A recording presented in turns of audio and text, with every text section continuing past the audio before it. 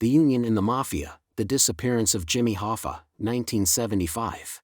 James Riddle Hoffa, who was born on Valentine's Day in 1913, was a fighter. He was 7 years old when his father died, leaving Jimmy's mother alone with 4 young children. She held down 3 jobs to try to make ends meet. She cooked full-time in a restaurant, cleaned houses, and took in laundry at home.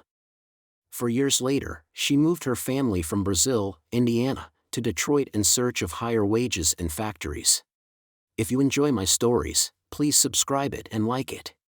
Hoffa quit school when he was 14 and found a job as a stock boy in a department store. He worked 10 hours a day, 6 days a week for a total salary of $12.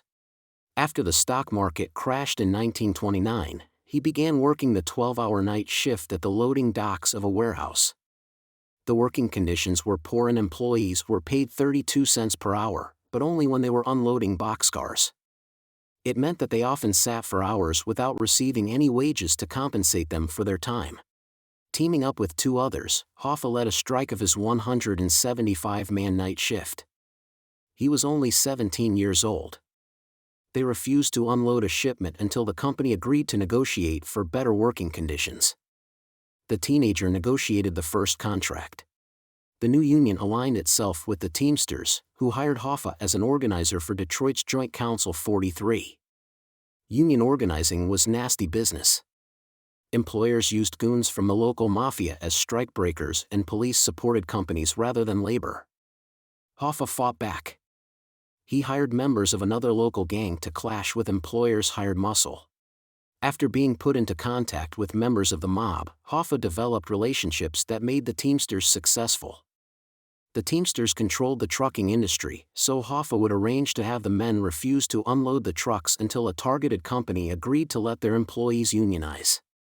Hoffa used his newfound power to convince employers to avoid labor trouble for a fee. Hoffa's power grew. By the age of 21, he had become the top Teamster in Detroit.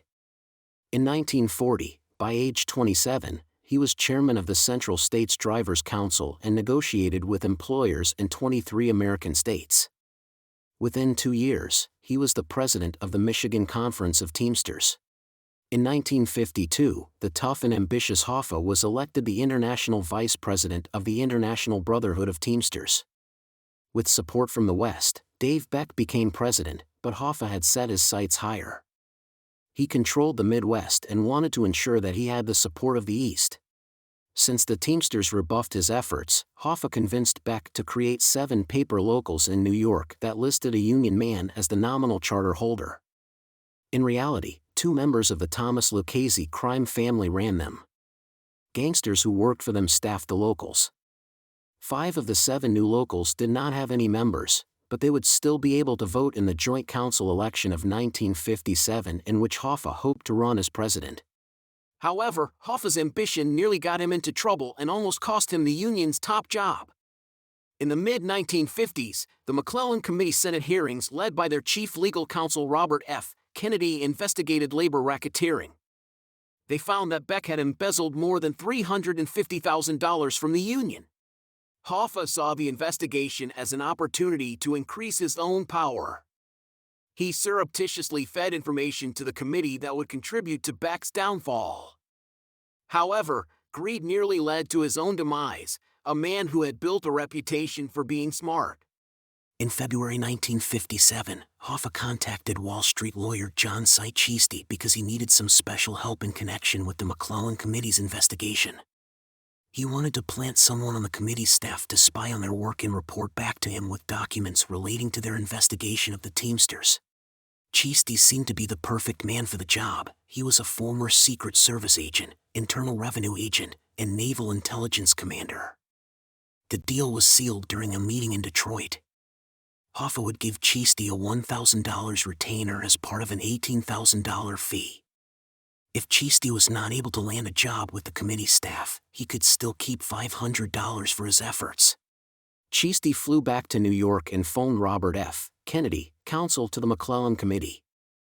"I have some information that will make your hair curl," he reportedly explained. After conferring with committee chairman John McClellan, who consulted Federal Bureau of Investigation Director J. Edgar Hoover, Cheasty was offered a job at $4,500 a year.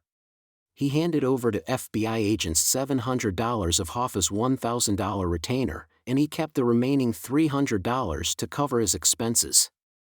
Then he returned to New York, where his official job with the committee was to help investigate labor racketeering in that state. He would send information to Hoffa that the FBI had screened. Kennedy and McClellan were the only ones involved with the committee to know that Cheasty's true role was to be the bait for the Teamsters' leader. However, information was not flowing as quickly as Hoffa wanted, and he was getting impatient with Cheasty.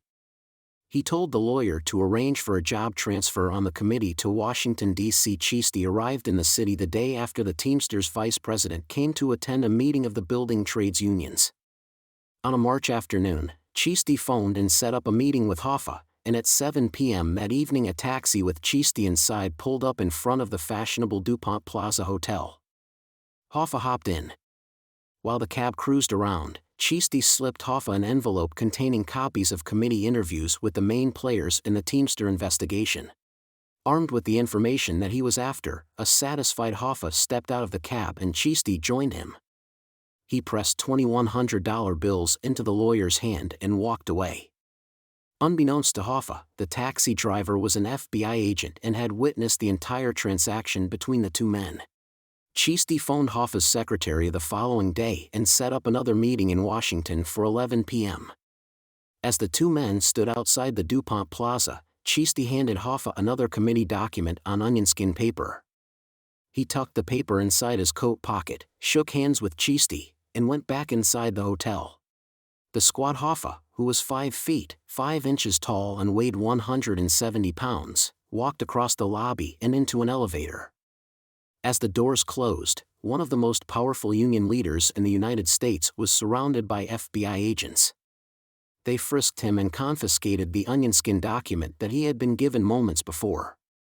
He was hauled off to the courthouse and arraigned on charges of bribery. The government's case against him appeared to be airtight, and it seemed that a conviction could put the brakes on his ruthless ascendancy to the presidency of the International Brotherhood of Teamsters. Hoffa was tried in June 1957 for bribing Cheasty with $18,000. His lawyer Edward Bennett Williams portrayed Hoffa as a friend of the working man, and the jury of 8 blacks and 4 working-class whites reached a verdict of not guilty. A subsequent trial in New York for wiretapping the phones of members of his own union ended in a mistrial. For the next 2 years, Hoffa would conveniently develop memory loss whenever he was called to testify before the McClellan Committee, but the level of corruption within the Teamsters became evident as committee members interviewed a total of 1,525 witnesses and compiled 59 thick volumes of the testimony. They learned that the man who had climbed the ranks of the union by defending the rights of workers was now selling his power to employers to help make labor problems disappear. This was done at the expense of his own members.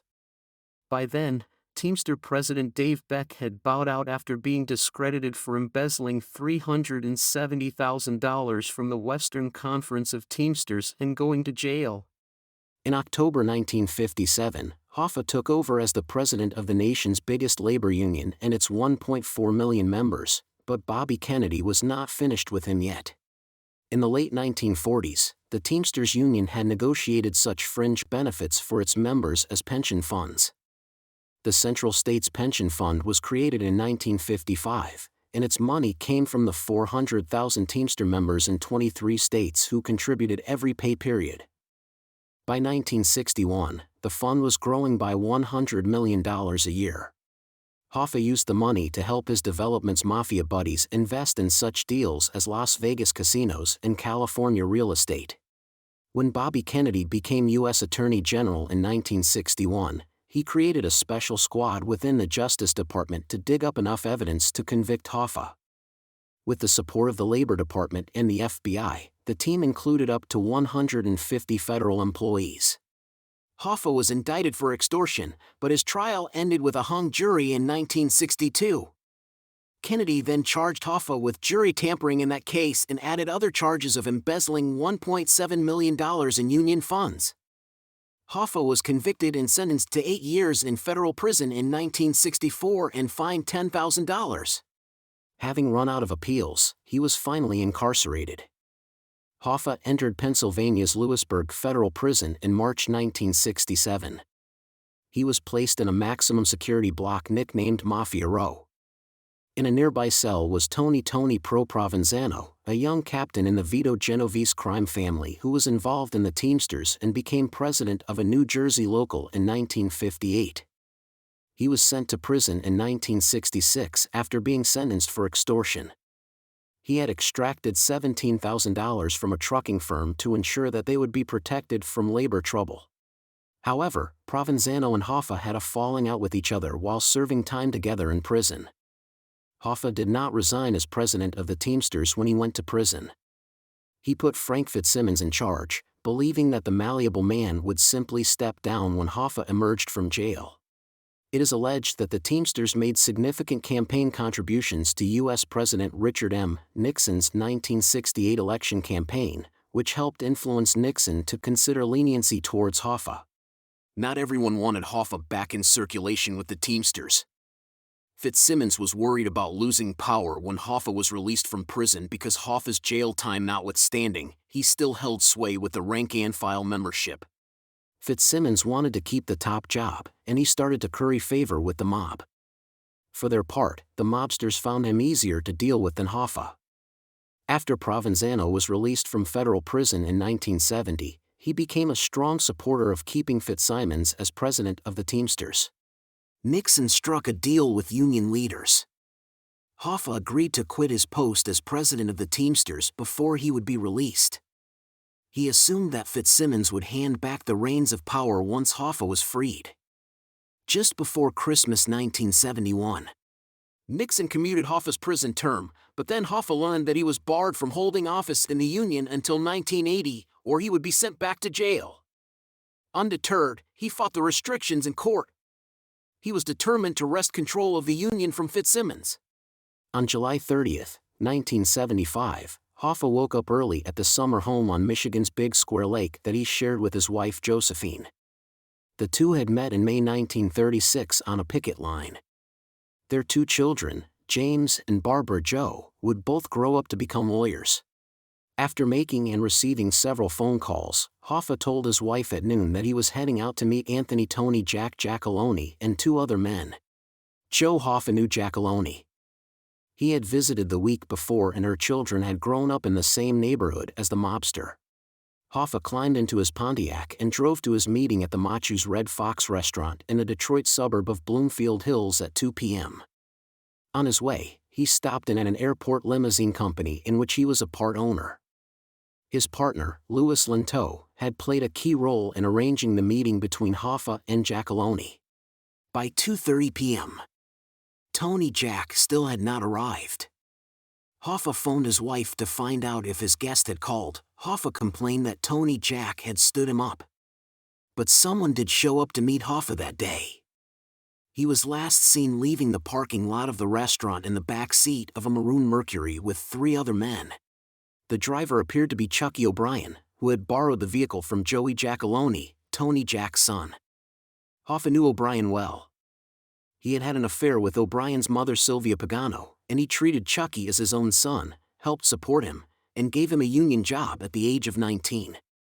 On July 31st, Hoffa's unlocked car was found abandoned in the restaurant's parking lot. Relatives filed a missing person report with the Bloomfield Hills police. That evening, O'Brien visited the Hoffa's house where family members had gathered. He left quickly, after Jim Hoffa argued about O'Brien's support of Fitzsimmons and accused him of knowing what had happened to his father. The family posted a $200,000 reward for information leading to Hoffa's safe return. FBI agents took charge of the investigation 2 days later and obtained a search warrant for Hoffa's car on August 8, 1975. They found O'Brien's fingerprints on a soda bottle under the passenger seat and on papers found in the glove compartment. He told a reporter for the Detroit Free Press that he had been with Giacalone at the time that Hoffa disappeared, but Giacalone denied it. O'Brien changed his story several times, as each person with whom he claimed to be at the time of Hoffa's disappearance refused to corroborate his alibi to the FBI. The FBI interviewed O'Brien on August 4, 1975. 2 weeks later, the police located and examined Joey Giacaloni's car. They found bloodstains on the back seat that had come from a fish. O'Brien told investigators that he had borrowed the car the morning of Hoffa's disappearance to deliver a 24-pound salmon to a Union vice president. 4 trained dogs were given a piece of Hoffa's clothing to sniff. They detected his scent in the Mercury's back seat and the trunk. FBI agents also found a 3-inch brown head hair in the car's back seat that proved to have characteristics similar to Hoffa's hair. Chemical tests found a tiny bit of blood on the hair, but not enough to establish whose body it had come from. Further testing at a later date reportedly confirmed traces of Hoffa's blood, hair, and skin in the back seat of the car. Giacaloni and Provenzano both denied that any meeting had been arranged to take place between them and Hoffa. In fact, they both had alibis for the day of Hoffa's disappearance.